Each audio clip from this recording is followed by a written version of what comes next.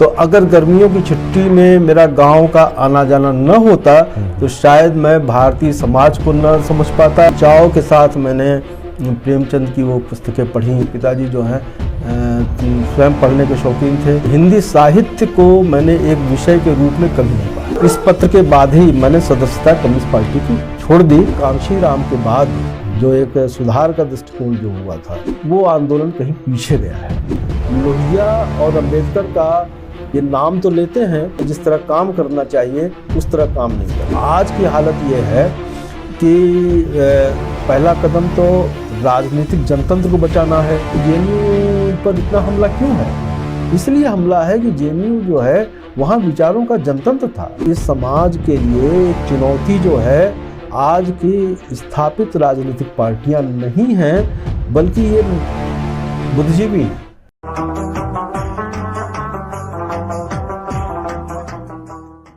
नमस्कार, आप देख रहे हैं गांव के लोग और मैं हूं रामजी यादव।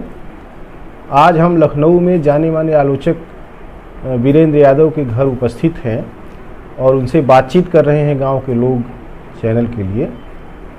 वीरेंद्र यादव हिंदी आलोचना की ऐसी संयमित आवाज़ हैं जिन्होंने अपनी आलोचना की मर्यादाओं को बहुत सारी चीज़ों से दूर रखा और उन्होंने आलोचना को किसानों, स्त्रियों और जो संघर्षशील समाज है यहाँ का, उसकी आईनादारी करने वाली कृतियों से शुरू किया उन्होंने और लगातार जो है लेखकों को उस संदर्भ में देखा कि वो किस तरीके से आज के हमारे समाज को पकड़ते हैं, चाहे प्रेमचंद हों, रेणु हो या उनके बाद के तमाम सारे उपन्यासकार हों।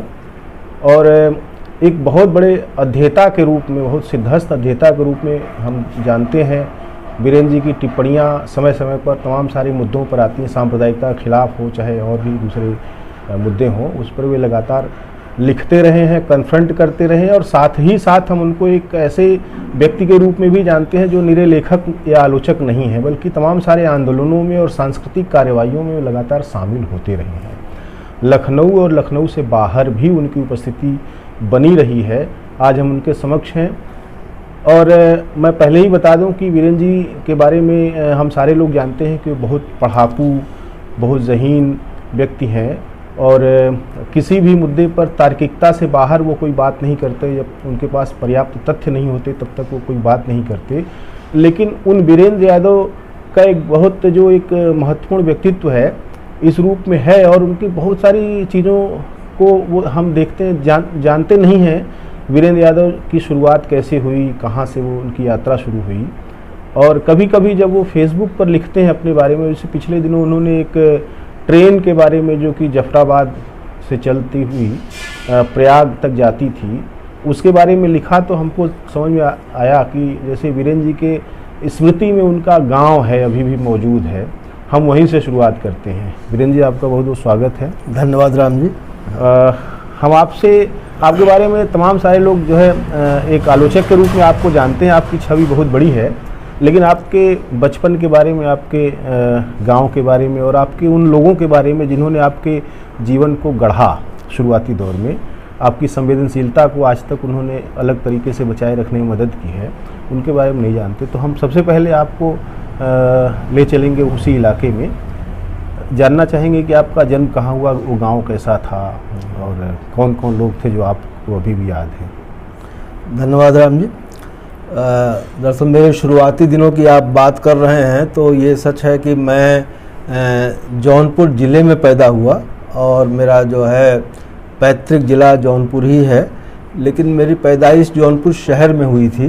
कारण उसका ये था कि मेरे पिताजी रेलवे की सेवा में थे, तो उस समय उनकी पद नियुक्ति जौनपुर शहर में थी, तो मेरी पैदाइश जौनपुर की है।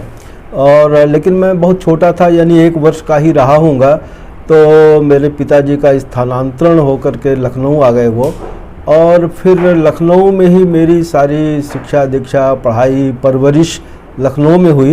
लेकिन गांव से और जौनपुर से मेरा रिश्ता ये ज़रूर रहा कि प्रतिवर्ष की गर्मियों की छुट्टी में मैं गांव जाता था और हमारा एक बहुत बड़ा संयुक्त परिवार था। और उस संयुक्त परिवार वो जो गांव में जाना और वहाँ 2-2.5 महीने रहना, और उस दौरान गर्मियों में गांव जाता था तो शादी ब्याह, तो गांव से मेरा पूरा जुड़ाव था।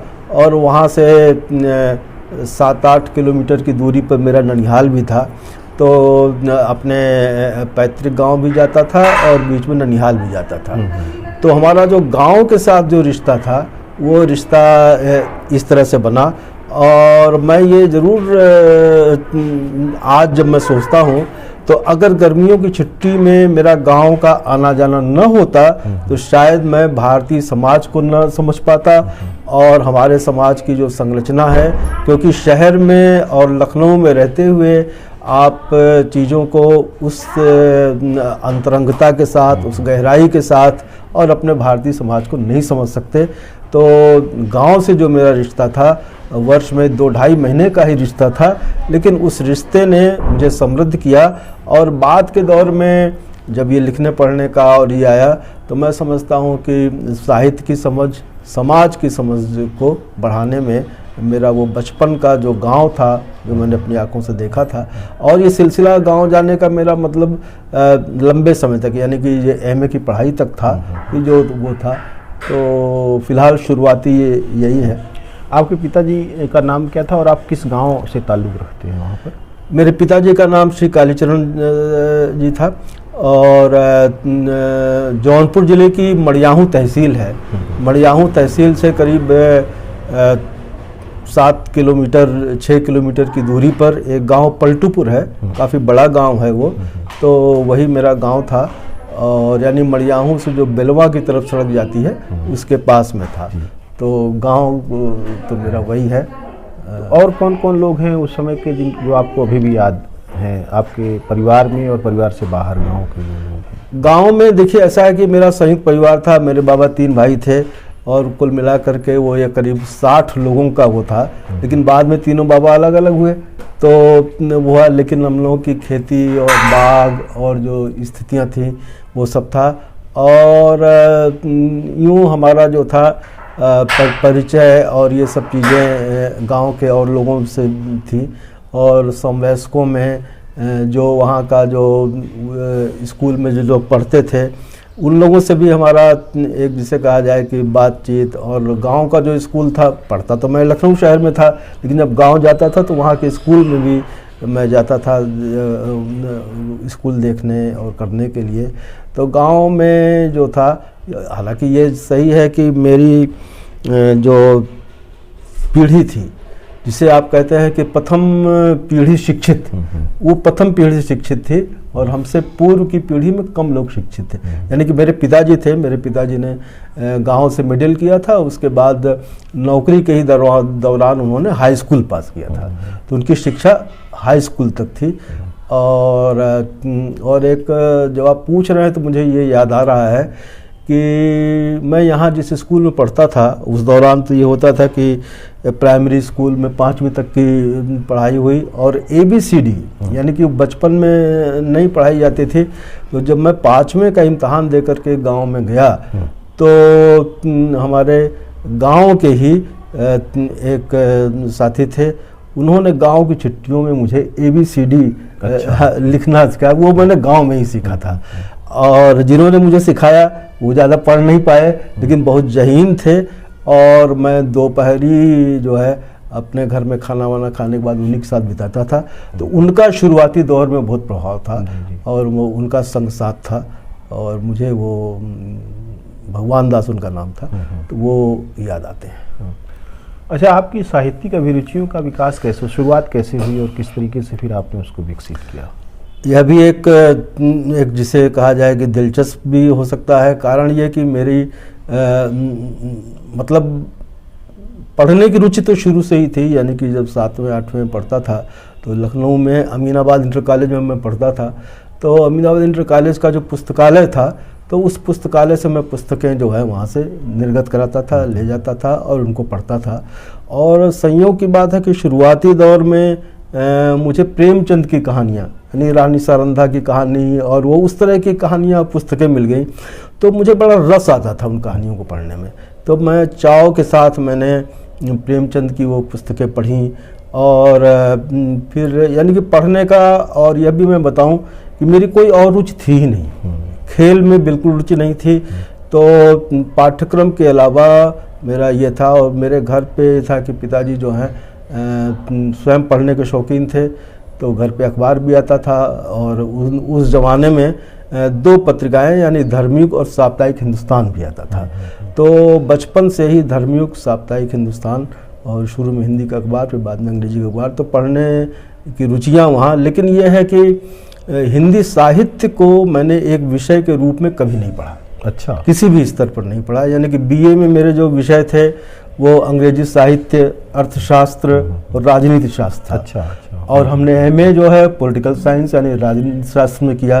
तो एक विषय के रूप में यानी एकेडमिक सब्जेक्ट के रूप में मैंने हिंदी साहित्य का अध्ययन नहीं किया, लेकिन मेरी रुचि जो थी पत्रकारिता में थी। अच्छा। तो मैं सामाजिक और जो समसामयिक जो विषय होते थे उन पर मेरी लिखने की रुचि थी। और यह भी मैं आपको बताऊं कि मेरे लिखने की शुरुआत अंग्रेजी से हुई। अच्छा। हाँ, मैं अंग्रेजी में लिखता था और मेरे लेख अंग्रेजी के अखबारों में छपने शुरू हुए। शुरू में तो ये हुआ कि लखनऊ में अंग्रेजी के 2 अखबार प्रमुखतः छपते थे, नेशनल हेराल्ड और पायनियर। तो जब मैं बीए और एमए में पढ़ता था तो उस दौरान शुरुआती दौर में मैंने लंबे लंबे संपादक के नाम पत्र, लेटर टू एडिटर लिखने शुरू किए, और राजनीतिक विषयों पर, सामाजिक विषयों पर, और उनमें उस दौर के बड़े महत्वपूर्ण लोगों के साथ मेरा संवाद और एक बहस होती थी, मतलब अंग्रेजी में लिख करके। फिर मैंने कुछ लेख भी लिखे अंग्रेजी में, जो कि पायनियर में भी छपा और नेशनल हेराल्ड में भी छपा, बाद में नॉर्दर्न इंडिया पत्रिका में भी छपा। तो मेरी रुचि शुरू में अंग्रेजी की थी, और एक जिसे कहा जाए कि आजीविका के साधन के रूप में भी मैं पत्रकारिता को ही अपनाना चाहता था, उसी में मैं जाना चाहता था। लेकिन संयोग की बात ये थी कि और मैंने एमए की परीक्षा देने के बाद मैंने यहाँ लखनऊ के द पायनियर में कुछ समय काम करना भी शुरू किया। लेकिन स्थिति ये थी कि उस दौरान स्टाइपेंड के रूप में अखबारों में, चाहे हिंदी के अखबार हो चाहे अंग्रेजी के अखबार हो, 150 रुपये मिलते थे, 150 रुपये प्रति माह मिलते थे। और संयोग की बात है कि हमने पायनियर में 1 महीने 1.5 महीने ही काम किया होगा, और उसके तुरंत बाद यहाँ पर भारतीय जीवन बीमा निगम में मैंने एक परीक्षा दे दी थी, तो उसका नियुक्ति पत्र आ गया। अच्छा। तो मेरा और उसमें उस समय जो वेतन था 352 रुपये था। अच्छा, अच्छा। यानी यहाँ 150 रुपये, वहाँ 352 रुपये। हालांकि तब भी मैं नहीं चाहता था कि मैं जीवन बीमा निगम की सेवा में जाऊं, क्योंकि मेरी रुचि पत्रकारिता में थी। लेकिन जो घर के हालात थे, कि हालात ये कि हमारे पिताजी 3 साल के बाद रिटायर हो जाते, और परिवार बड़ा था, हम 4 भाई थे, 2 बहनें थीं। तो इन सब चीज़ों को देखते हुए मुझे लगा, और पिताजी का भी थोड़ा सा मन था, तो हमने उस समय जो है इस सेवा को मैं शामिल हुआ, स्वीकार किया। और हालांकि इसके बीच में कई बार ऐसे मौके आए कि मैं बीच में इस नौकरी को छोड़ करके मैं पत्रकारिता में जाना चाहता था। कई अवसर आए, वो दूसरी कहानी है, बहरहाल अगला अवसर। अच्छा, आप शुरू में ही विमर्शात्मक लेखन की ही तरफ गए कि रचनात्मक लेखन ने भी आपको अपनी तरफ खींचा? नहीं, हाँ था कि मेरी रुचि तो विमर्शकारी थी और बहसनुमा विषयों में थी, लेकिन यह है कि शुरुआती दौर में मैंने कुछ कहानियाँ भी लिखी। अच्छा। हाँ, तो बल्कि 3 कहानियाँ, और तीनों कहानियाँ मेरी उन दिनों जनयुग जो है दैनिक दिल्ली से प्रकाशित होता था, तो उस जनयुग दैनिक में के साप्ताहिक परिशिष्ट में वो तीनों कहानियाँ मेरी प्रकाशित हुई थी। लेकिन मेरी और व्यंग भी लखनऊ के अखबार में स्वतंत्र भारत में प्रकाशित हुआ। लेकिन उसी दौर में मैंने कुछ लेख लिखे, तो लेख मेरे हिंदी के अखबार में एडिट पेज पर छपने लगे। तो इसलिए, लेकिन मैं जो है कहानी लेखन या जो है और साहित्य की विधाओं में रुचि न हो करके, और फिर स्वाध्याय द्वारा और पढ़ने के दौर में आलोचना में मेरी रुचि हुई, गति हुई। और आलोचना में रुचि होने की एक बात यह थी कि शुरुआती दौर में ही मैंने डॉक्टर रामविलास शर्मा उनका लेखन पढ़ा, तो वो बड़ा जो है मुझे बड़ा जिसे कहा जाए कि ज्ञानवर्धक भी था, और उसकी जो शैली थी, वाद विवाद की जो शैली थी, उसने मुझे बहुत प्रभावित किया। तो शुरुआती दौर में रामविलास जी का मैंने आस्था और सौंदर्य जो देखी थी, पुस्तक पढ़ी थी, तो आस्था और सौंदर्य या परंपरा का मूल्यांकन, और फिर उन्हीं दिनों जो है मार्कंडेय जी की पत्रिका कथा आती थी। तो यहाँ चेतना पुस्तक केंद्र लखनऊ में था, तो वहाँ पर कथा पत्रिका आती थी, आलोचना आती थी, तो कथा को मैं नियमित रूप से पढ़ने लगा, आलोचना पत्रिका पढ़ने लगा। तो इन पत्रिकाओं के माध्यम से मेरी रुचि आलोचना की तरफ हुई। अच्छा, सुना आप चवन्निया मेंबर थे सीपीआई के? हाँ, चौवन्निया तो नहीं कहना चाहिए, क्योंकि चौवन्नी का कॉन्सेप्ट तो कांग्रेस के समय का था, आज़ादी के भारत में। लेकिन मैं सीपीआई का यानी भारतीय कम्युनिस्ट पार्टी का सदस्य था, और सदस्य में विद्यार्थी जीवन से था, ये भी मैं आपको बता रहा हूँ। क्योंकि बीए फाइनल में मेरा एक सहपाठी था गोविंद नारायण श्रीवास्तव, जो कि यहाँ पर ऑल इंडिया स्टूडेंट फेडरेशन का उत्तर प्रदेश का महासचिव गोविंद थे। तो मेरे सहपाठी थे, मेरी पढ़ने लिखने में रुचि थी, तो पहले मैं ऑल इंडिया स्टूडेंट फेडरेशन का सदस्य बना, और फिर उन्हीं के माध्यम से मैं समझता हूँ कि बीए फाइनल या एमए पार्ट 1 में जब मैं आया, तो मैं कम्युनिस्ट पार्टी का भी सदस्य बन गया। यद्यपि इसके पहले यह भी सही था कि स्टूडेंट फेडरेशन का सदस्य बनने के पहले मैं समाजवादी युवजन सभा का सदस्य था, और उस दौरान मोहम्मद शुएब जो अभी भी वकील हैं, तो मोहम्मद शुएब भी मेरे सहपाठी थे पॉलिटिकल साइंस बीए में। तो मोहम्मद शुएब के प्रभाव में मैं समाजवादी युवजन सभा से जुड़ा, और उस दौरान जो समाजवादी आंदोलन के जो बड़े बड़े नेता थे, राजनारायण थे, रामसेवक यादव थे, और ये पानदरीबा में इनका कार्यालय था, तो वहाँ मेरा आना जाना हुआ। तो मेरी राजनीतिक रुचियाँ जो हैं शुरू से ही हुई, पहले समाजवादी आंदोलन या समाजवादी युवजन सभा में, बाद में ऑल इंडिया स्टूडेंट फेडरेशन में, और उसके माध्यम से कम्युनिस्ट पार्टी में। और आपने कम्युनिस्ट पार्टी की सदस्यता की बात कही, तो मैं यह भी बता दूं कि यानी कि 1971-72 यानी कि एमए की पढ़ाई के दौरान मैं उसका सदस्य बना, और 1986 तक रहा, यानी कि 15 वर्षों में। और फिर वो सदस्यता मैंने छोड़ी क्यों, यह भी इसी के साथ मैं बता देता हूँ। कारण ये कि 1986 में लखनऊ में प्रगतिशील लेखक संघ का स्वर्ण जयंती समारोह हुआ था, और हम ही लोग उसके आयोजक थे, मुख्य कर्ता धर्ता थे। तो उस समूचा जो आयोजन था, और उसके बीच में कुछ विवाद हुए थे, कुछ बहसें हुई थी, तो उन सब को लेकर के मैंने हंस पत्रिका में एक लेख लिख दिया था जी, प्रगतिशील आंदोलन दशा और दिशा।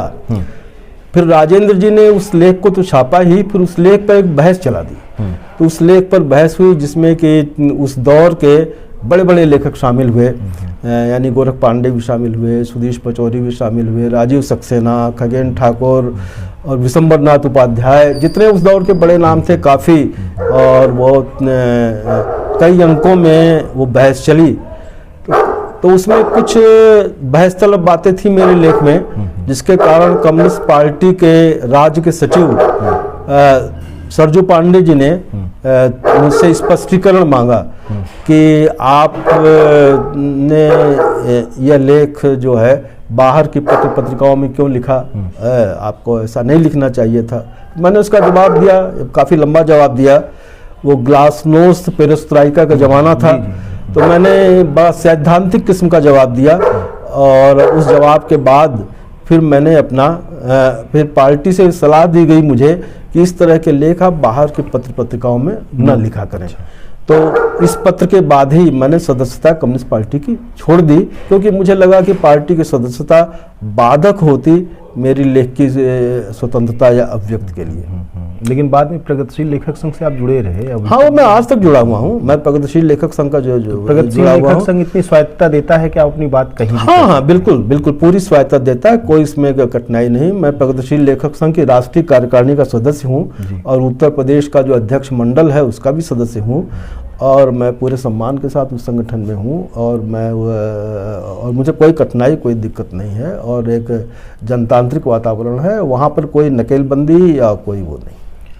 आपने व्यवस्थित आलोचना की जब शुरुआत की साहित्यिक तौर पर, तो किन कृतियों को आपने चुना और किस तरीके से उनको देखना शुरू किया आपने? देखिए, आलोचना की शुरुआत की भी बात ये हुई कि मैं उसमें उसका श्रेय जो है ज्ञान रंजन जी को दूंगा, क्योंकि हुआ ये कि जब पहल सम्मान हृदयेश जी को दिया गया था और उसका कार्यक्रम शाहजहांपुर में हुआ था जी, तो मैं उस कार्यक्रम में गया था, और फिर हिंदी उपन्यासों पर एक संगोष्ठी वहाँ आयोजित की गई थी। तो उसमें मैंने एक वक्तव्य दिया था। तो उस वक्तव्य को सुनने के बाद ज्ञान रंजन जी ने तुरंत उसके बाद मुझसे कहा कि भाई तुमको एक लंबा लेख लिखना चाहिए इस समय के औपन्यासिक परिदृश्य पर। और तो उन्हीं की प्रेरणा से फिर उसके बाद उन्होंने लगातार मुझे 20 पत्र लिखे होंगे, और कम से कम 35-40 उस दौर के उपन्यास मुझे भेजे, और बहुत दबाव बनाया। और उस दबाव का परिणाम स्वरूप था कि मैंने एक लंबा लेख करीब 40 पृष्ठों का लिखा, 90वें दशक का औपन्यासिक परिदृश्य। तो उन 25-30 जो उपन्यास थे उसको केंद्रित करके मैंने लिखा, और फिर ज्ञान रंजन जी ने पहल पुस्तिका प्रकाशित की। तो पहल पुस्तिका में प्रमुख रूप से 40 पृष्ठों में मेरा लेख था, और फिर कहानियों पर मधुरेश का, शंभू गुप्त का, कुछ और लोगों के लेख थे।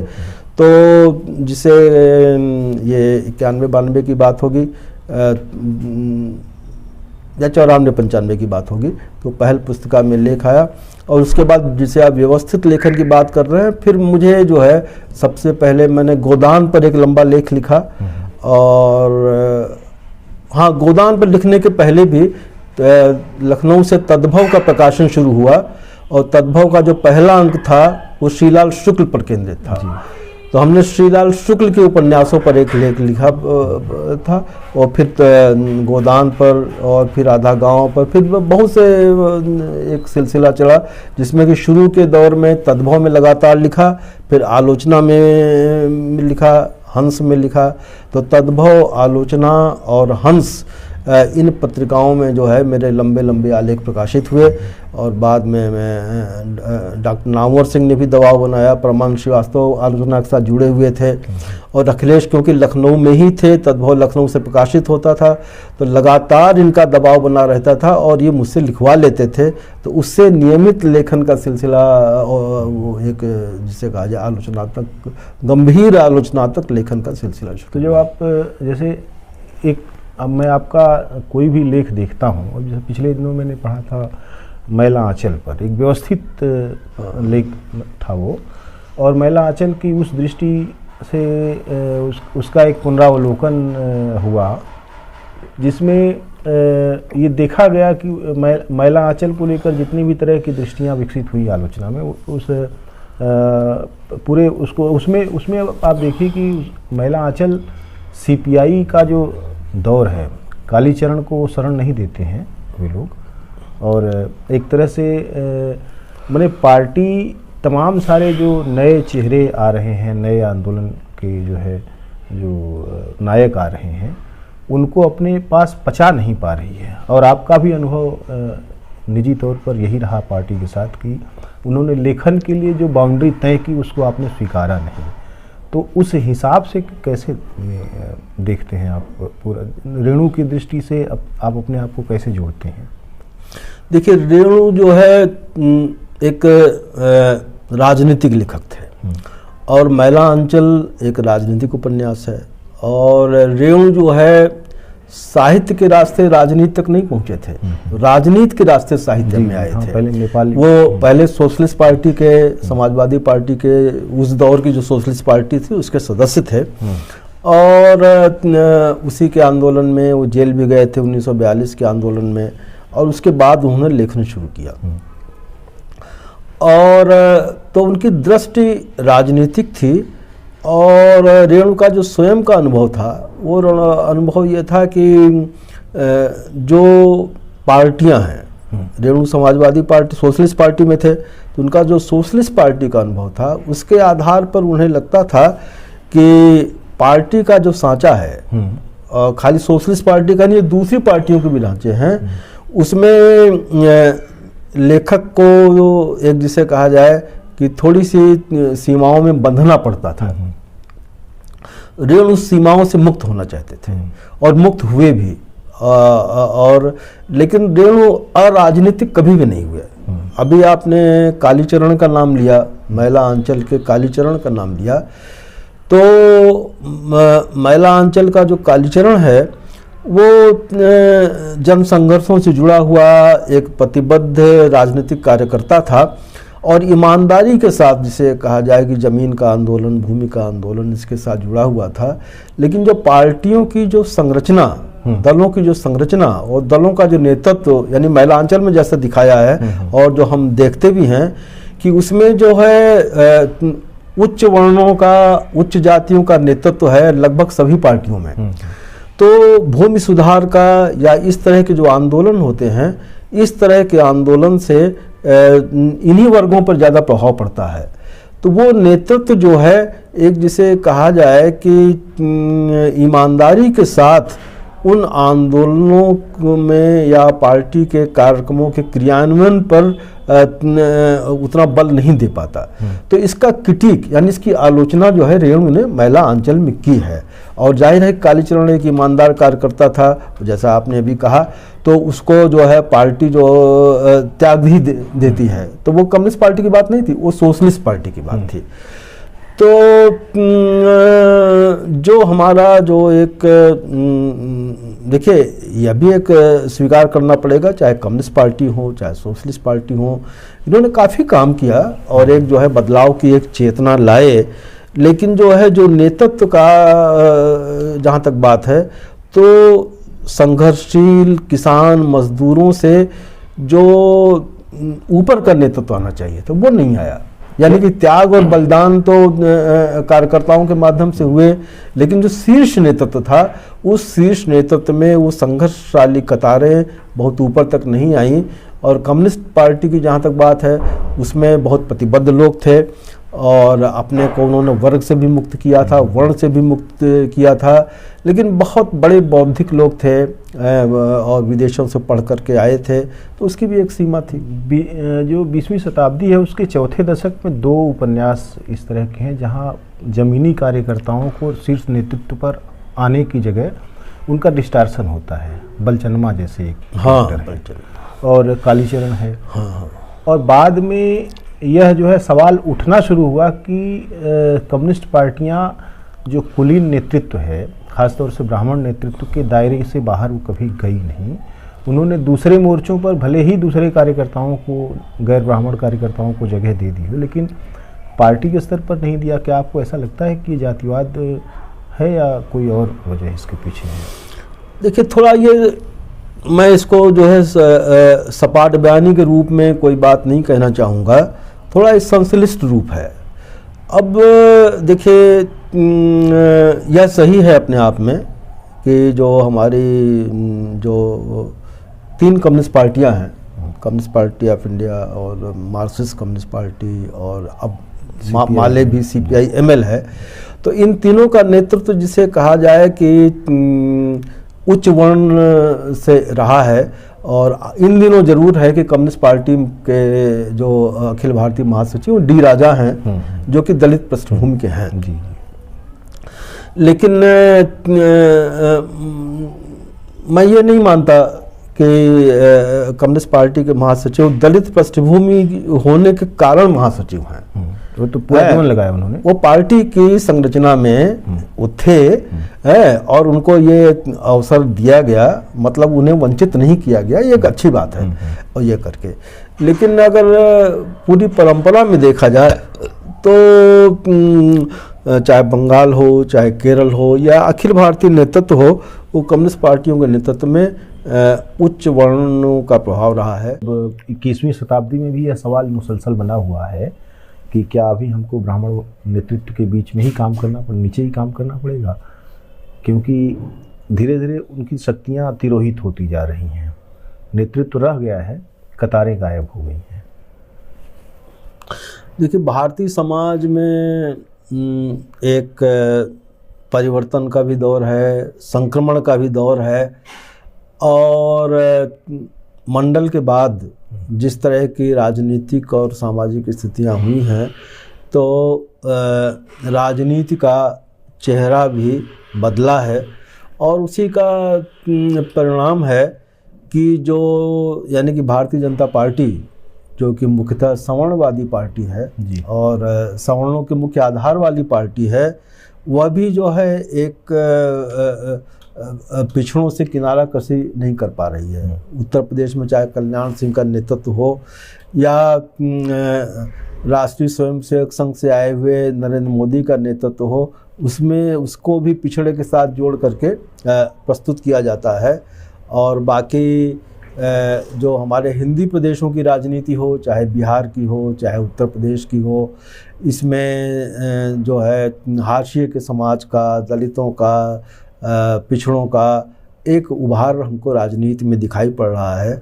और जिसे कहा जाए कि 90 के बाद जो है लोकसभा और विधानसभाओं का एक जो है संरचना बदली है, स्वरूप बदला है, और दलित और पिछड़े समाज से की संख्या, उनका प्रतिनिधित्व बढ़ा है।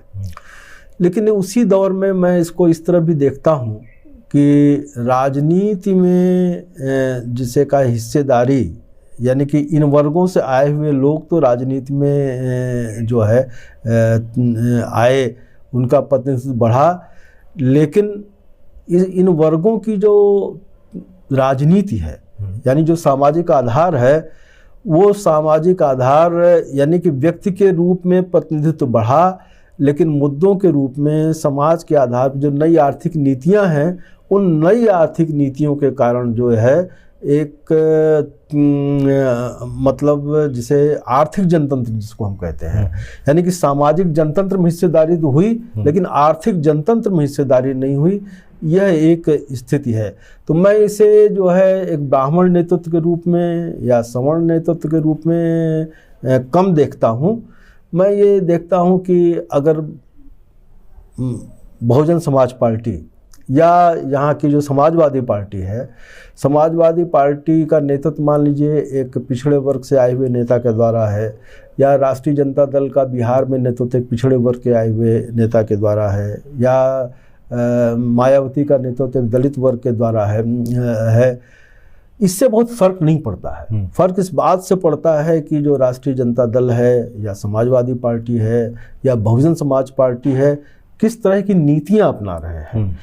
तो मुझे लगता है कि कांशीराम के बाद जो समाज के अंदर जो है एक नया दृष्टिकोण शुरू हुआ था, जो एक सुधार का दृष्टिकोण जो हुआ था, और जो एक चेतना का उभार हुआ था, वो आंदोलन कहीं पीछे गया है। और ये जो पार्टियां हैं, बहुजन समाज की जो पार्टियां हैं, चाहे समाजवादी पार्टी हो, चाहे ये बहुजन बीएसपी हो, तो ये दोनों ही पार्टियां एक आर्थिक स्तर पर या आर्थिक जनतंत्र के स्तर पर जो काम इन्हें करना चाहिए था, यानी कि लोहिया का नाम लेकर के राजनीति करने वाली पार्टी या अंबेडकर का नाम लेकर के राजनीति करने वाली पार्टी, लोहिया और अंबेडकर का ये नाम तो लेते हैं, लेकिन लोहिया और अंबेडकर के आदर्शों के लिए समाज के बीच में, समाज की जड़ों के बीच से गाँव में, कस्बों में जिस तरह काम करना चाहिए उस तरह काम नहीं करते। ये कठिनाई है। अच्छा, एक और भयानक बात जो मैं देख रहा हूँ पिछले कुछ वर्षों से, क्या कई वर्षों से, इसके परिणाम स्वरूप एक तरह का संकीर्णतावाद भी आया है अभी, कि किसी भी जाति समूह का नेतृत्व उसी जाति समूह से निकला हुआ कोई व्यक्ति कर सकता है। आप उत्तर प्रदेश में भी देख सकते हैं, बिहार में भी देख सकते हैं। अति पिछड़ा का नेतृत्व पिछड़ा ही करेगा, माझी का नेतृत्व माझी करेगा, राजभर का नेतृत्व राजभर, यादव का यादव। ये जो भरोसा छीजा है, क्या इसके पीछे वही कारण है जो परंपरा चली आ रही है? आपको क्या लगता है? नहीं, मैं ये समझता हूँ राम जी कि देखिए, जाति उन्मूलन की बात बाबा साहब अम्बेडकर ने कही थी, और एनिहिलेशन ऑफ कास्ट लिखा ही था उन्होंने।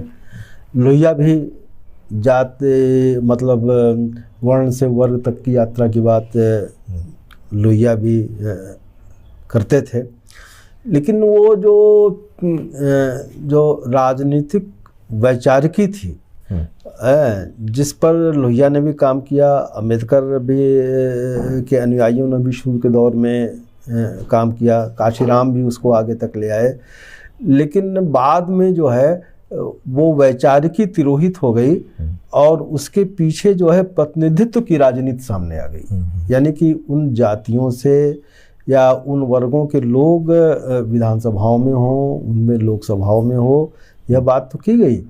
लेकिन भारतीय समाज की जो संरचना है और जिन हालातों के कारण संरचना है, यानी मैं सबसे बड़ी बात तो भूमि सुधार की करूँगा कि मंडल का खाली नौकरियों के आरक्षण की बात नहीं थी, वो अभी तो इसीलिए याद किए जाते हैं। हाँ, और उसमें भूमि सुधार की भी बात कही गई थी, लेकिन भूमि सुधार किसी के एजेंडा में नहीं है। यानी कि मंडलवादी जो पार्टियां हैं, जो दल हैं, जो नेता हैं, किसी के एजेंडे पर भूमि सुधार नहीं है। तो व्यापक भारतीय समाज में परिवर्तन की चाहत और जो परिवर्तन का एजेंडा जिस तरह से जो है अपनाना चाहिए था, वो किसी पार्टी ने उसको अपनाया नहीं है। तो देखिए, बहुत फर्क नहीं पड़ने वाला है आज के समय में। यह फर्क तो पड़ने वाला है, जिस तरह से एक हिंदू राष्ट्र और हिंदुत्व का नारा है और जिस तरह से जनतंत्र सिकुड़ रहा है, उसके प्रतिकार के लिए तो ये आवश्यक है कि इस जो जनतांत्रिक शक्तियां हों वो एक हों और जो संविधान को बचाया जाए, संवैधानिक मूल्यों को बचाया जाए। लेकिन जो उसके आगे की बात थी, जो बाबा साहब अम्बेडकर ने कहा था कि अगर राजनीतिक जनतंत्र सामाजिक जनतंत्र में न बदला, आर्थिक जनतंत्र में न बदला, तो राजनीतिक जनतंत्र भी खतरे में पड़ जाएगा। तो आज की हालत ये है कि पहला कदम तो राजनीतिक जनतंत्र को बचाना है, क्योंकि इस समय राजनीतिक जनतंत्र ही खतरे में है। उसके बाद की जो बात थी कि इसको सामाजिक जनतंत्र और आर्थिक जनतंत्र में बदलना है, तो ये परिवर्तनकामी जो राजनीति है, चाहे समाजवादी पार्टी जिसका एक जो है नारा देती है, या बहुजन समाज पार्टी जिसका नारा देती है, या राष्ट्रीय या तमिलनाडु में डीएमके देती है, या कम्युनिस्ट पार्टियां भी जो देती हैं, यानी कि जो एक है। अब एक बात ये कही जाने लगी कि अंबेडकर और मार्क्स इन दोनों के आदर्शों का एक सहमेल किया जाए, और तो यह सहमेल मैं समझता हूँ, यह सहमेल महज जो है एक सैद्धांतिक आधार पर ही नहीं होगा, बल्कि एक जो है समाज के जड़ मूल स्तर पर कार्य करने से होगा। और दुर्भाग्यपूर्ण स्थिति यह है कि जो कैडर बेस्ड पार्टियां थीं, कम्युनिस्ट पार्टियां थीं, वो कैडर बेस्ड पार्टियां भी जो है अब जो है उनका जो राजनीति का मुहावरा हो गया है, वो राजनीति का मुहावरा जो है, जो स्थापित पार्टियां हैं उन्हीं के मुहावरे को अपनाने लगी। और मैं इसको ये कहता हूँ कि जो परिवर्तनवादी जो पार्टियां रही हैं, वो सवर्ण मुहावरे में राजनीति कर रही हैं।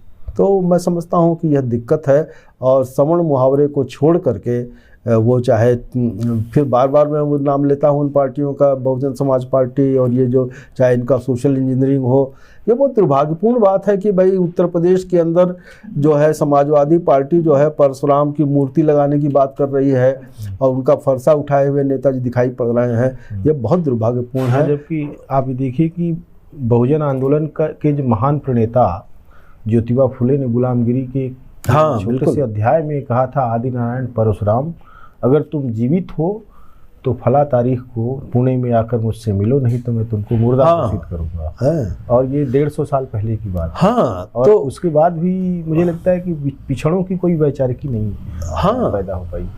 गुलामगिरी जैसी पोथी भी मुझे लगता है कि बहुत ज़्यादा लोगों ने पढ़ी नहीं। और सही बात है। ये बहुत, तो एक सांस्कृतिक व्यक्ति के रूप में, एक सांस्कृतिक कार्यकर्ता के रूप में आपकी जो पहलकदमियाँ रही हैं, उसके अनुभवों से सीखते हुए क्या आगे कोई ऐसा रास्ता आपको लगता है कि कम से कम लोगों के बीच जो एक विचार विमर्श की स्थिति है, उसकी प्रक्रिया को और तेज किया जाए, जिससे कि एक राजनीतिक जनतंत्र की बात लोगों के दिमाग में आए, सामाजिक जनतंत्र की बात लोगों के दिमाग में आए, और आर्थिक जनतंत्र की जो खामियां हैं उसमें जिन लोगों का वर्चस्व बना हुआ है उस वर्चस्व के खिलाफ वो आगे एक विमर्श की स्थिति में आ सकें, फिर व्यवहार की स्थिति में आए, कुछ ऐसा क्या लगता है कि क्या कैसे हो सकता है? नहीं, मैं थोड़ी उम्मीद देखता हूँ आज की जो युवा पीढ़ी है, खासकर देखिए जो विश्वविद्यालयों में की जो नई पीढ़ी है और उसके बीच में जो बहुजन समाज से यानी जो दलित समाज से और जो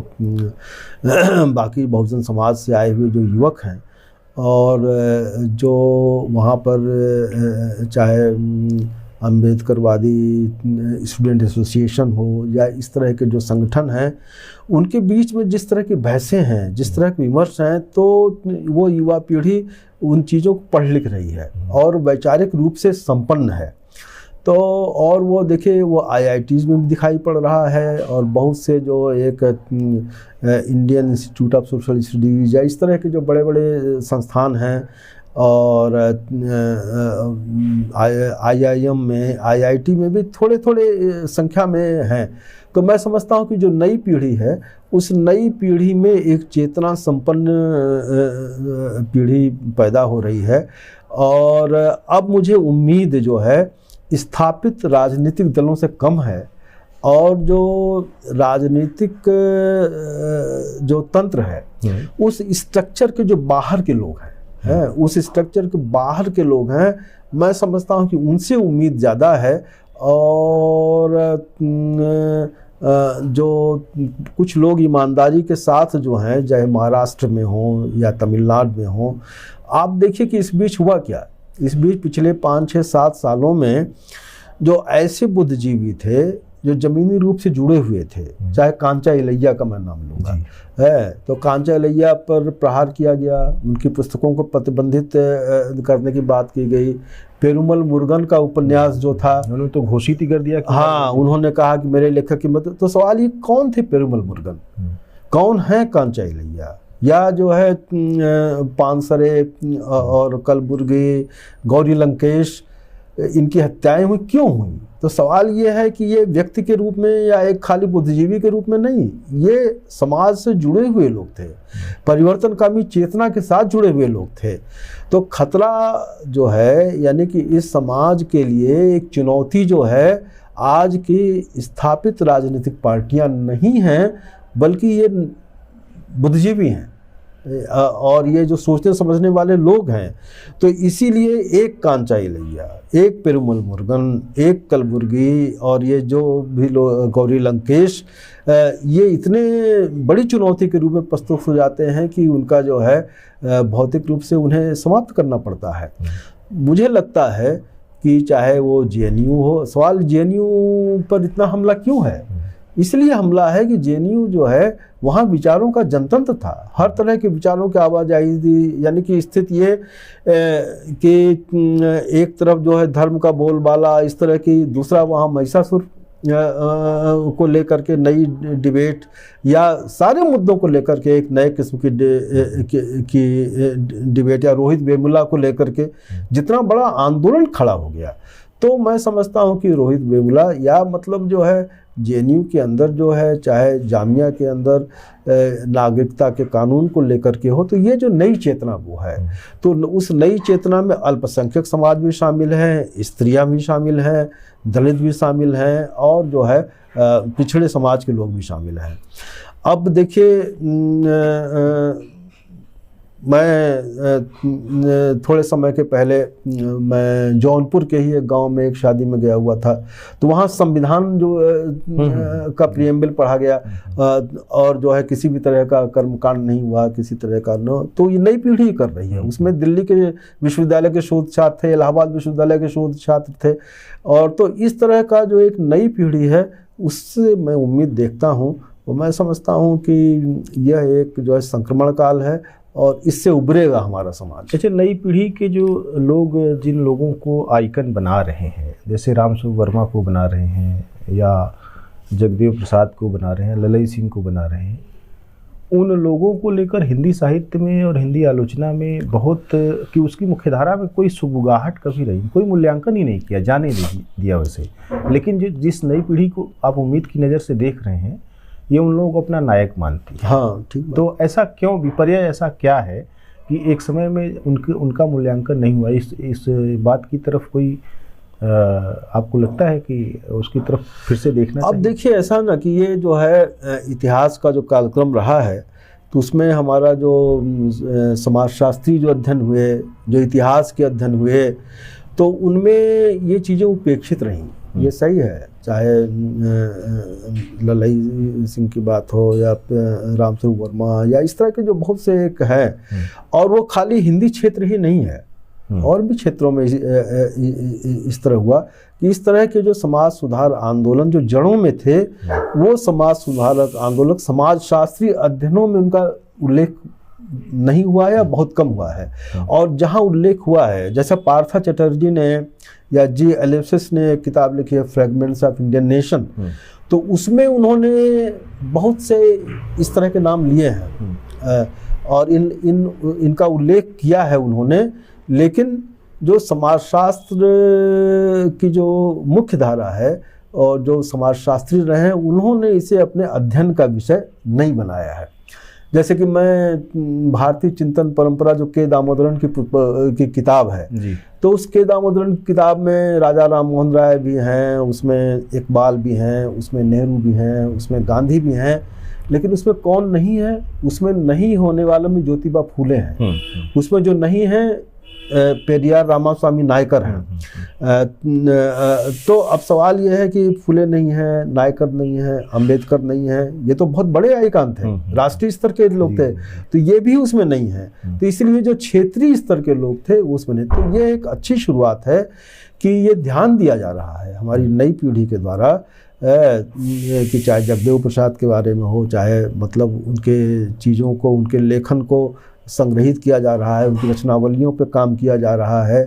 तो यह काम हो रहा है और मैं समझता हूँ कि जो है इन वर्गों से आए हुए, देखिए मैं एक नाम लूँगा, ग्रैमची है। तो ग्रैमची यही बात करते थे, वो ऑर्गेनिक इंटेलेक्चुअल की बात करते थे, आवयविक बुद्धिजीवी, यानी कि जो समाज की जड़ों में रचा बसा हो। यानी बुद्धिजीवी का जो कॉन्सेप्ट था वो ये नहीं कहते थे कि एकेडमिया से, विश्वविद्यालयों से आया हुआ हो बुद्धिजीवी, और वो है वो किसी भी पेशे से हो सकता है, लेकिन वो जो है बदलाव की चेतना से संपन्न हो, समाज की जड़ों में जुड़ा हुआ हो। तो जो मेहनत कश समाज से जो आए हुए, चाहे युवा हो चाहे छात्र हो, यह जो वर्ग आया हुआ है, मैं समझता हूँ कि ये एक जो है नया वैचारिक नेतृत्व देगा। और जो चीज़ें जो हैं उपेक्षित रही हैं, हाशिए पर रहा है जो चिंतन, उस चिंतन के बारे में सोच विचार यह हो रहा है, तो यह एक उम्मीद की एक किरण है मुझे लगता है। आप निराश नहीं है उससे? नहीं, बिल्कुल नहीं निराश हूँ। अच्छा, अभी आप इधर भी क्या आपका लिखना चल रहा है? क्या किन चीज़ों पर योजना में आपकी क्या है? मैंने दरअसल अभी एक किताब अपनी उपन्यास और वर्चस्व की सत्ता तो पहले आ गई थी मेरी, उसके बाद जो है उपन्यासों पर ही मैंने कुछ और काम किया, और जो छूट गए थे उन उपन्यासों पर मैंने लिखा। तो अभी हमारी एक पुस्तक संभवतः इसी माह या अगले माह तक आ जाएगी, उपन्यास और देश है। तो मुख्य रूप से मैं समझता हूँ कि जो हमारा हाशिए का समाज है जी, और हाशिए के समाज पर केंद्रित जो हमारा जो कथात्मक लेखन है, जो उपन्यास है, उन चीज़ों पर जिस तरह से काम होना चाहिए था नहीं हुआ है। तो मैं एक तुलनात्मक अध्ययन, यानी कि दूसरी जो हमारा उपन्यास आलोचना किताब, इसके बाद जो अगली जो है, तो वो मेरी योजना का हिस्सा ये है कि अन्य भारतीय भाषाओं के साथ जो इस तरह का लेखन हुआ है, हाशिए के समाज पर केंद्रित लेखन, हिंदी के साथ उसका तुलनात्मक अध्ययन के साथ उसको प्रस्तुत करूं। तो फिलहाल मेरी योजना में यही है। और उसके बाद मेरा एक बहुत दिनों से मेरी चाहत है कि मैं एक प्रेमचंद पर एक मुकम्मल किताब लिखूं। अच्छा, पूरी किस तरह की किताब है? यानी कि प्रेमचंद के समूचे जो उनका वैचारिक लेखन है, जो उनका कथात्मक लेखन है, उस कथात्मक लेखन और वैचारिक लेखन पे एक विश्लेषण परक एक जो है संपूर्ण किताब मैं लिखूं। और ये मेरा एक इरादा है, क्योंकि प्रेमचंद पर मैंने यूँ तो अलग अलग काफ़ी लिखा है, लेकिन मैं एक पुस्तक की योजना के तहत मैं कर रहा हूँ। नहीं, बहुत अच्छा है। आज हम यहीं विराम लेते हैं। बहुत बहुत धन्यवाद वीरेंद्र जी कि आपने इतना समय दिया। और वीरेंद्र जी से बातचीत करने का मतलब यह है कि कई खंडों में, कई बैठकों में इनसे बातचीत अगर होगी तो इनकी किताब और इनके अध्ययन पर, और दूसरी चीज़ ये कि एक व्यक्तियों का एक बहुत बड़ा संसार है जो वीरेंद्र जी जिनसे सीधे जुड़े हुए थे, लेखकों का। मुझे लगता है कि यशपाल जैसे लेखक और श्रीलाल शुक्ल जैसे लेखक और तमाम सारे जो पीसी जोशी जैसे व्यक्ति जो सामाजिक चिंतक थे, उसके अलावा जो दूर दराज के दूसरी भारतीय भाषाओं और अंग्रेजी के लोग हैं, उनसे इनका संसार बहुत समृद्ध है और निश्चित रूप से उसके लिए कई घंटों की बातचीत होगी। आज हमारी सीमा यह है कि हम बातचीत को यहीं समाप्त कर रहे हैं। जल्दी ही हम वीरेंद्र जी से फिर से एक अच्छी बातचीत के साथ आपसे रूबरू होंगे। तब तक के लिए नमस्कार, धन्यवाद। धन्यवाद राम जी।